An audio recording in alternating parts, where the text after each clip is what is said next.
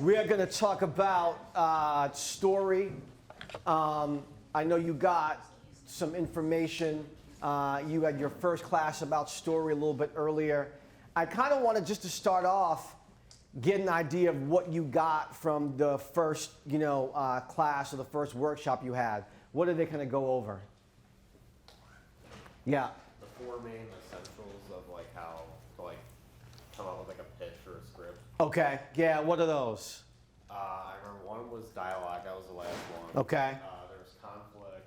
Okay. I'm trying to think of the other one. Structures. Characters. Got you. So it's like story, character, structure, dialogue, something like that? Okay. All right, cool. What else? What else did you get? Is that's pretty much what you went? Yeah. What else? There has to be like a journey to your storytelling. There needs to be a journey to your storytelling. Okay. Okay. What else? Good. You need to make a story that your audience can connect to. Make a story your audience can connect to. Okay. Yes. Exactly. What else? You can't have super stale dialogue where they're just explaining something. It has to feel natural. Right, has to feel natural. Right, yeah. I mean, ideally, dialogue should always be spoken to kind of, in support of what, the characters want, right? Yep. What else? Anything else? What else did you get? You guys got a lot of good stuff. What else did you get? Spoiled the Sixth Sense. What's that? He spoiled the Sixth Sense. He spoiled the Sixth Sense? That's okay. That's okay. You haven't seen the Sixth Sense before this? Yo, what's wrong with you, man? Let me wait. Let me take this back. Have you seen Toy Story? All right. Has anyone here not seen Toy Story? That's worse than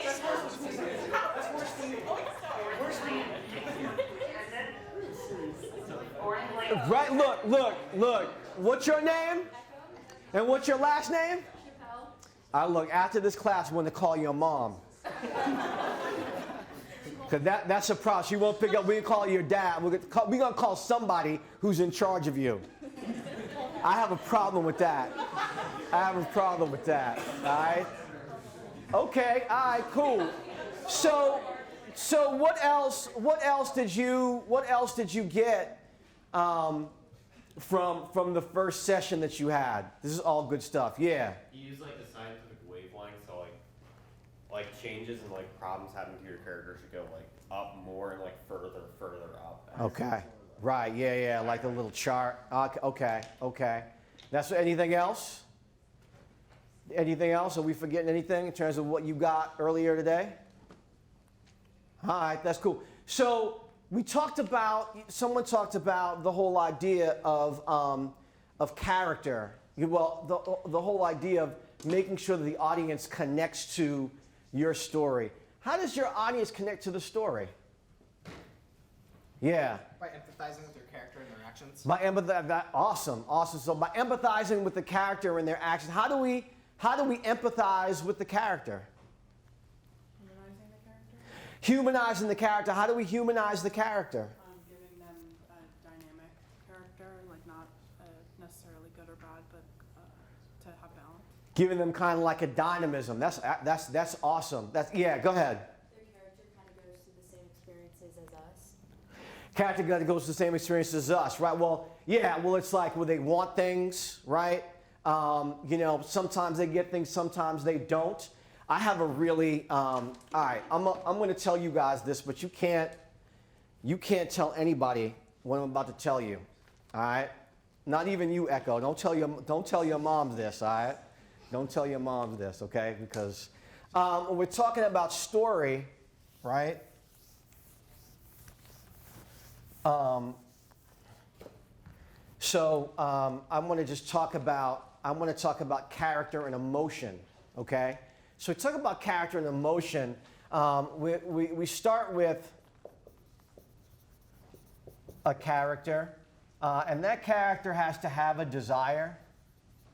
And as they kind of go after what they want, per their desire, they're going to run into conflict. And usually, that equals emotion. All right. So this is like my own like formula. So you can't tell like your friend. You can't tell your friends about this, all right? Like seriously, on like the pain of like whatever. You can't, like don't do that, okay? So I appreciate you gonna look after it? Like, all right. I'll keep them on very high. You look, yeah, all right, cool. So character plus desire plus conflict equals emotion. So when we talk about character, like you guys said, we want to have a character that we empathize with. We want to have a character that we can care about, okay? When do we, what are movies that you've seen where you've like started caring about a character kind of like immediately, and how did that happen? Give me the name of a movie that you've seen where there's been a character that you came to care about, or that you were interested in, or that you were intrigued, and you were ready to go on that ride. You were ready to go on that journey. Yeah. In Get Out. In Get Out, okay. Guys, something bad is gonna happen. We know something bad's going to happen, right? How did they set up that you cared about that character? You're talking about Daniel Kaluuya, right? How did they set up that you cared about Daniel Kaluuya in that story? They gave him lots of emotion, and he was like doubtful, and he Okay. wanted to root for him to listen to himself. Right. So we talk about Get Out. Have you guys seen Get Out? All right, for the most part. All right. So it starts off with this dude, right? And he's going to do a lot of things that when you're in a relationship, regardless, what kind of relationship you're in a relationship, and he's going to go meet his girlfriend's parents for the first time, right? Is that something that we can typically relate to, right? And what's part of the issue with that? What's part of the issue with him meeting with the parents? He has like a suspicion about the parents. 'Cause Yeah, he's kind of worried. Why is he worried? because they act very racist. Well, before even that jumps off, right? Before even that jumps off, why is he a little bit like on edge? Do you remember? Well, it's like because he's on edge because it's like, because he's black, girlfriend's white, and he's a little bit on edge. He's like, how is this going to go down? You know what I'm saying? And then she starts joking like, hey, what if I voted for Obama a third time? All that other stuff, right, to kind of make him feel at ease. But is he still a little bit nervous, about that, right? Does this make sense? Like the scenario that we kind of put the character in? So you want to think about, you're talking about character, you want to kind of think about, a situation that you can put your character in that is relatable on some level. And then you start adding, those layers of conflict. And then it's like when he gets there, right, they make him feel a little bit nervous that when they're sitting on the couch when they get to the house. And the father's like, how long has this thing been going on, right? He starts joking with them and the whole 9 yards. Give me another character that you started feeling for that character. Yeah. When I was a kid, when I watched Home Alone for the first time, Okay. and you see like how horrible his family is to him, you immediately just sympathize with Kevin. Right, exactly. You immediately sympathize with him. Exactly. There are 3 different ways that I know of to connect the audience to your character, okay? And I'm gonna write those down real quick, because what you wanna be able to do in the beginning of your movie, in the first 5 minutes of your movie, you want the audience to connect with you guys. And if you're making a 6-minute movie, which you guys are making 6-minute movies, right? That's the deal? You wanna have your audience connect with your character as quickly as possible. And there are a couple of different ways that I know to do that. One is through a save the cat moment. Right? Another, is through what I call moments of intrigue. And another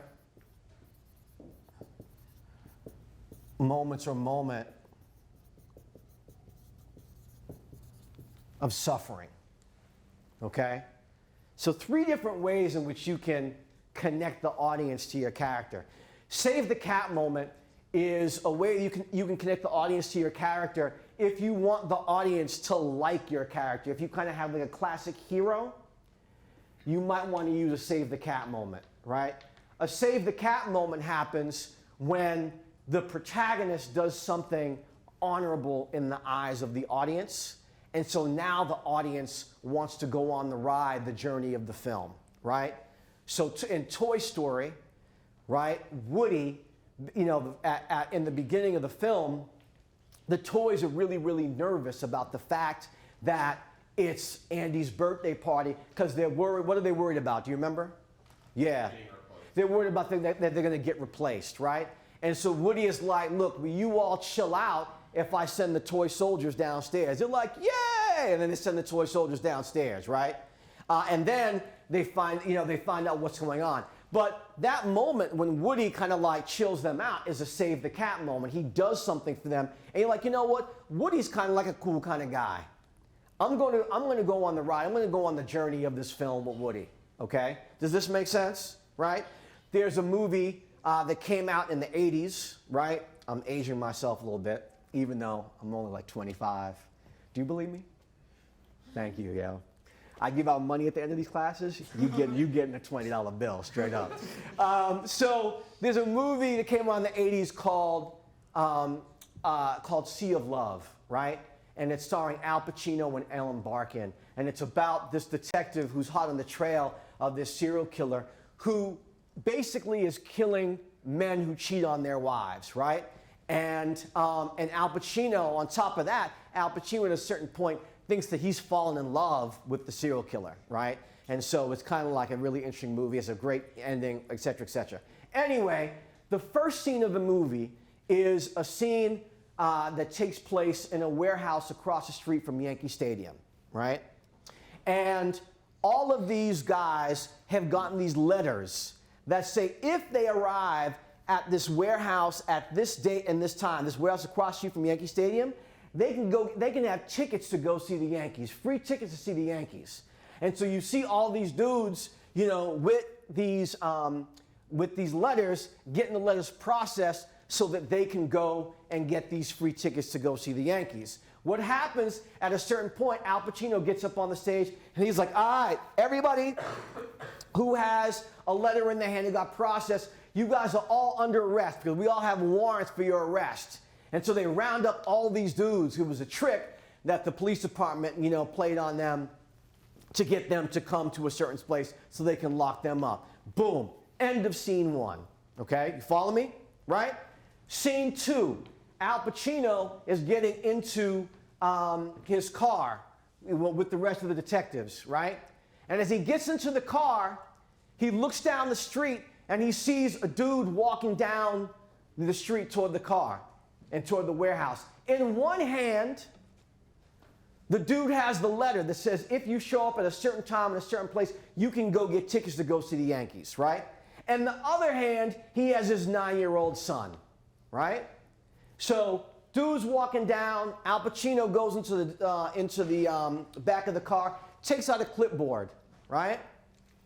Approaches the dude and is like, may I help you? The dude is like, well, this letter says that if I, you know, come with this letter to this warehouse across the street from Yankee Stadium, this day, this time, me and my son can go see the Yankees, right? Al Pacino looks on the clipboard, asks what the dude's name is, gives him the name. He's like, sorry, not on the list. Dude's like, wait, hold up. How can I not be on the list? This letter right here says, I'm that guy. I'm the dude who they're talking about. Can I get my tickets? Al Pacino's like, sorry, you can't get a ticket. You're not on the list. I'm sorry. I don't know what to say. They go back and forth and back and forth and back and forth. And then at a certain point during the course of the argument, Al Pacino shows, you know, the dude, you know, secretly his badge. At that moment, the dude knows that if he continues to press, Al Pacino will be forced to arrest this dude in front of his son. And that's something that he does not want to do, right? And so the dude is like, you know what, son? I'm sorry, but unfortunately, I'm not on the list. We got to go back home. We can maybe come to go see Yankee Stadium, you know, the Yankees some other time. and he, takes his son, he goes in the opposite direction. Al Pacino gets in his car. As Al Pacino's driving away, he waves to him, he's like, all right, I'll catch you later, take care, right? But now, we want to go on the ride of the story with Al Pacino because it's a save the cat moment. He wouldn't arrest this dude in front of his son. Does this make sense? Right? So one way to do it if you have a hero is to create a moment where your protagonist does something honorable. All right? Save the cat moment. Moments of intrigue occur for characters that are anti-heroes, right? So if you want to tell a story about an anti-hero, a way that you can introduce your character to the audience is through a moment of intrigue. You guys ever see Taxi Driver?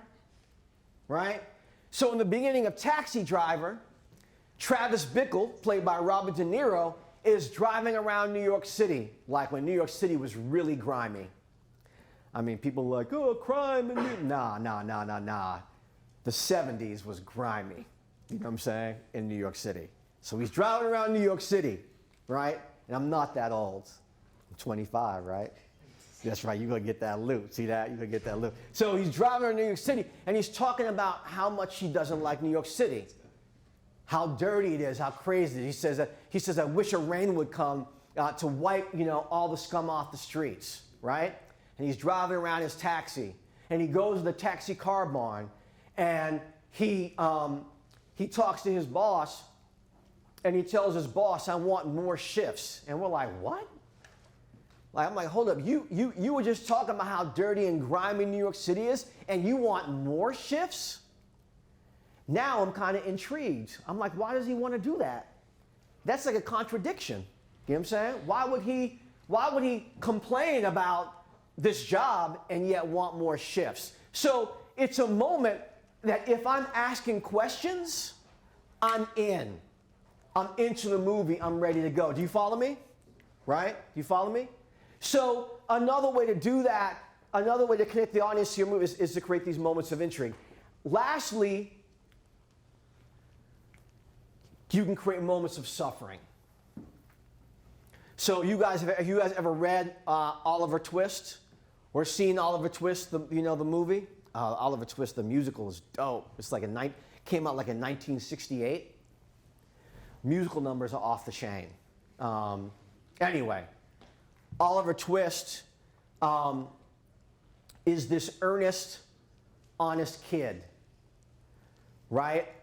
But despite the fact that Oliver Twist is earnest and honest, he just gets abused by the environment that he grows up in because he's an orphan, right? He can't even get himself a bowl of extra bowl of gruel. You heard that line? Please, sir, can I have some more? Remember that? Yeah, that's Oliver Twist, right? And so he can't even get an extra bowl of gruel. He suffers. And because he suffers, we want him to win. Does this make sense? So you can have situations where you have characters that are suffering, right? And if they're suffering, oftentimes the audience, and maybe they don't deserve to suffer, the audience wants them to win. Does this make sense? All right? Is this clear? Okay? All right, cool. So these are 3 different ways you can connect the audience to your character. And normally we do this at the beginning, of your story. Now, I want to talk about character and how to build character when you're putting your movies together. And this is a way to do that, right? When we're talking about building character, we're talking about there are ways that we can build our character to give them qualities that we can then have them kind of go and kind of act out, in certain ways when they're, in the world, and more specifically in your movie. Okay, so when we talk about a character, so we're talking about building the character. We're talking about a character's physical appearance. We're talking about a character's sociology, spelling, right? And we're talking about a character's psychology. Psychology. These are different ways to build characters. Normally, when I'm building a character, what I normally do is I'm creating two things. I'm creating a biography and I'm creating a backstory. All right? A biography is a list of all the relevant details of a character.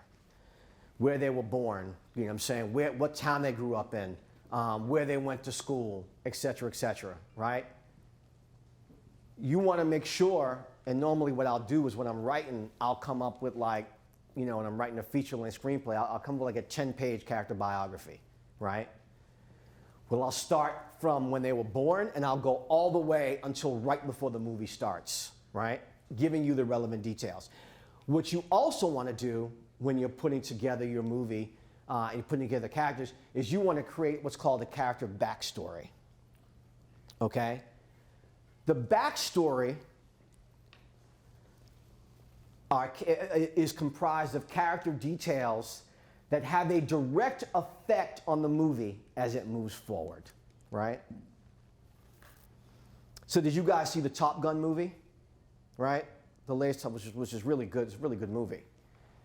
So in the Top Gun movie, right, his big backstory, well, he has two backstory moments, right? He has a backstory with the relationship with Jennifer Connelly, right? And they broke up, and he, you know, and it was probably his fault that he broke up. That's one backstory element that he has to kind of overcome and get over for that relationship to work, right? But then he has the other big backstory moment that has to deal with one of the other young guys who were flying. Do you remember what that was? Yeah. It was Rooster and his dad. Right, Rooster and his dad, and Rooster died, and it was like, and Tom Cruise feels guilty for that, right? It was the dad that died, not Rude Night. Right, dad that died. Yeah, thank you. Right? Do you guys remember that? Right? That's backstory. Okay? So you want to make sure that you, and that makes Tom Cruise in the present, that makes Tom Cruise scared. And that changes the nature of relationship, you know, with, you know, the kid during the course of the movie. So you want to make sure that you have backstory. So if I have a romantic comedy, right, about, you know, this character who is afraid of commitment, when I write my character biography and my backstory, I'm going to build in, you know, maybe a bunch of bad breakups. Does this make sense? Because I want to give that character a history that I can draw upon when I'm doing my story. So when we talk about characters, we're talking about physical appearance. So physical appearance is how we meet the world and how the world meets us. So we're talking about, you know, what sex you are. You know, we're talking about what race. We're talking about physical attributes. Are you like really, really big and tall? You know, are you short? We're talking about, you know, do you smell good? Do you smell bad? Et cetera, right? There are characters, you know, in storytelling that we kind of remember from their physical appearance. What characters do we kind of remember from their physical appearance? Yeah. Quasimodo, yes, exactly, right? Who else? SpongeBob. Definitely SpongeBob, yes. Who else? Shrek, right? Who else? The Beast and Beauty and the Beast? Who else? Yeah. There's a little bit more to like the idea of SpongeBob. So something I always realize in SpongeBob is all the main characters are an exotic, a different type of creature other than just a fish. Right. All the other like side characters, background characters, or what would be extras in like a live film are actual fish. Why do you think that is? Because they want you to be able to distinguish like who the main characters are, so that you can remember them. SpongeBob is a sponge. Right. Patrick is a starfish. Right. Squidward is a squid. Right. It's easier for little kids to like distinguish. To kind of track those characters, right? Exactly. Good. No, that's good. That's good. So you can build your character based on their physical appearance. You can have that be a part of the makeup. You can also build a character based on their sociology. Sociology is a study of environment. You know what I'm saying? Where somebody comes from can determine who they become ultimately, right? If you, are born and you know, a really poor neighborhood, that may determine, you know, how you grow up. If you come from like an incredible amount of privilege, that may also determine how you come up, how you grow up, right? Sociology, so we're talking about, in sociology, you know, we're talking about family upbringing. We're talking about the environment in which a character lives. We're talking about their political affiliations. We're talking about their amusements. We're talking about things that they like to do, you know, when they're just relaxing and so on and so forth. Sociology can play a large role in terms of how you build your character, and it's something you should think about, okay? We also have psychology, all right? Psychology, we're talking about mental health. We're talking about mental acuity. You know, we're talking about obsessions. We're talking about, you know, we're talking about dreams. We're talking about someone's imagination. We're talking about the neuroses of a certain kind of character, right? Serial killers, when we're building serial killers, normally there's something up with serial killers' psychology. Does this make sense? Right? So we have these three different ways you can build character. You want to think about how you're going to build your character. All right? That's really, really important. And these are three different ways that you can build that character. So you can add things to their backstory and to their overall story. Another important part, you know, of building character or dealing with character is want, why, and need. Okay? Want, all right, is a conscious desire. It's what the character knows they want. Why is why the character says they want what they want. It's their conscious, you know, kind of explanation of why they want what they want. One of the most important parts about this is need. Okay? The need of your character is what your movie is all about. Okay? Need is what the character doesn't know, but needs to accomplish in order to be fulfilled. Okay? Need is what the character doesn't know, but needs to accomplish to be fulfilled. Need is what often causes your character to make contradictory choices. Okay? So, another important part of this whole situation is the whole idea, right? That character is contradiction.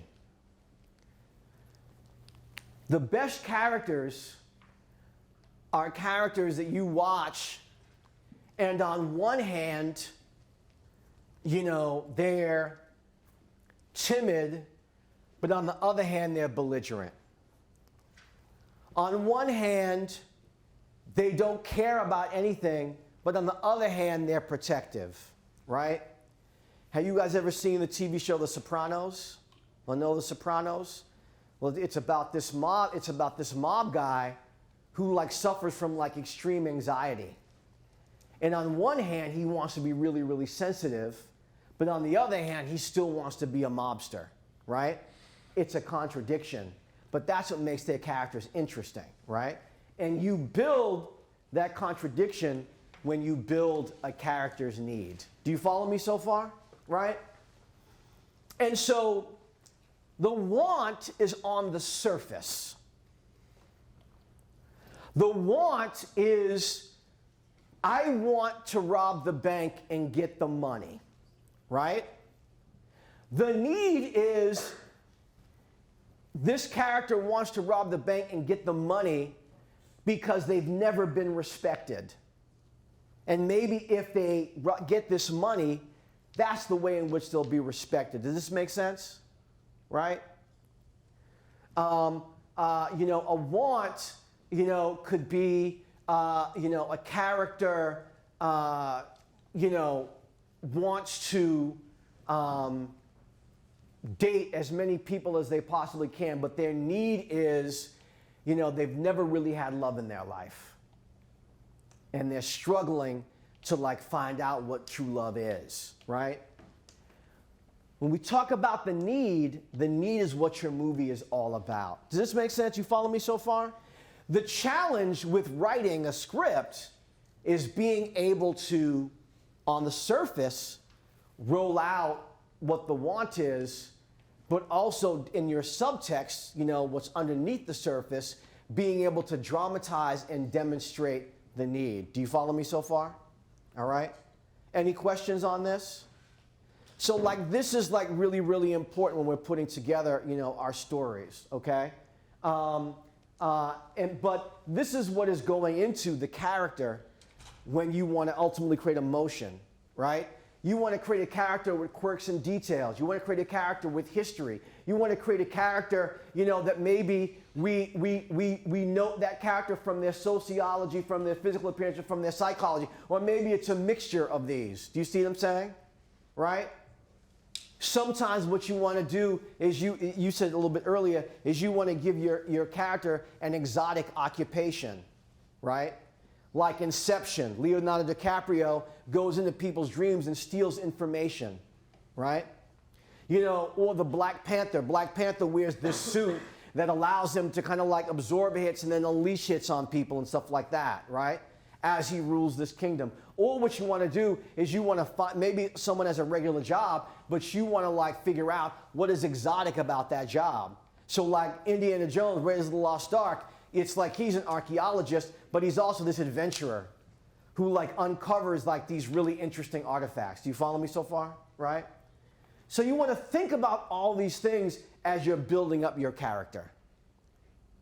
You want to think about what they want. You want to be able to, articulate why they want it, and then you want to really, really, really get down on what the need is. Okay? If you come up with your story first and your character second, what you want to do is when you say to yourself, oh man, I know that my story is about this, you want to figure out how you can turn that into a need for your protagonist. Does this make sense? All right? Questions at this point? Questions at this point? All right, what I want to do real quick is I want to show you this movie, Tin Toy, okay? And I want you to basically tell me what the character wants and what the protagonist, what they need. Make sense? All right? Cool, cool, cool. Let me get this together.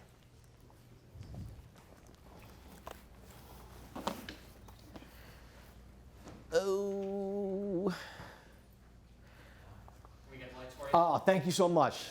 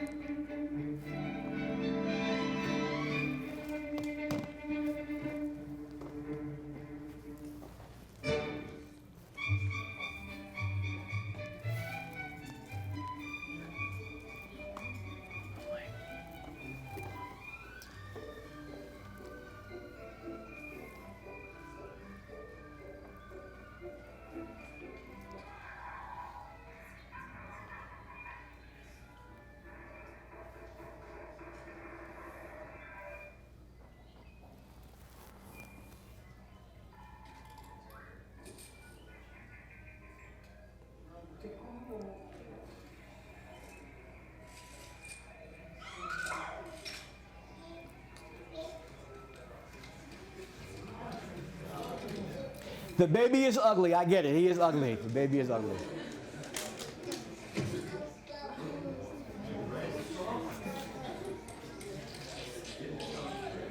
Keep watching. Keep watching.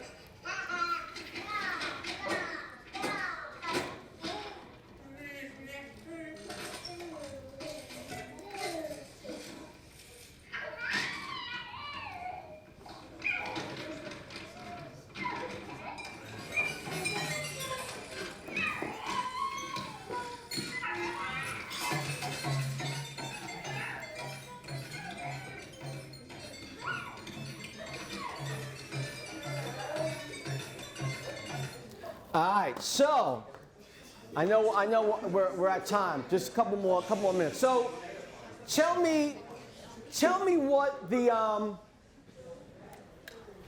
what does the tin toy want? What does the tin toy want? Remember, this is on the surface. What does the tin toy want? Yeah. He wants to get away from the baby. Boom. The tin toy wants to get away from the baby, right? Why does he want to get away from the baby? Baby's scared. The baby's scared. The baby's destructive, right? We see the baby swallow that blue donut and drool all over it in the whole 9 yards, right? This is early picture. That's why the baby is so ugly, right? None of us look like that when we were babies. You know what I'm saying? None of us. Hope not. I hope not. Though our parents wouldn't tell us. So, what does, based on what we talked about, what does the tin toy need? Yep. He needs to survive. No. No. Yes. He needs to be played with. The tin. No. Okay. Yes. What's that? I would say that the tin toy, I would say, and I'm just because of time, I would say the tin toy kind of needs to prove his worth as a toy by keeping the baby happy. Okay? Where in the movie do we see that that's true? Yes. When he hides under like the bed or the couch or whatever it was, and sees how the baby's all upset that he's not there anymore, he has to get back out there. Right. So essentially, the need is demonstrated when the baby falls and starts crying, right? At that moment, the tin toy feels guilty. Do you follow me so far? Right? The tin toy feels guilty because the tin toy's need is to make the baby happy by playing with the baby. The tin toy's need is to prove their worth as a toy. Do you understand the difference between the two? So it's like on one, and that's the contradiction. On one hand, the tin toy wants to escape the baby, but in terms of the need, the tin toy wants to keep the baby happy. Does this make sense? Right? So when I say that character is contradiction, that's what I'm talking about. You want to be able to build into your story demonstrations of the character's want, but also demonstrations of the character's need. That's how you gain complexity, and that's how you come up with what your story is really, really about. All right? Look, good luck. Have a good one. At lunchtime. Take care. All right?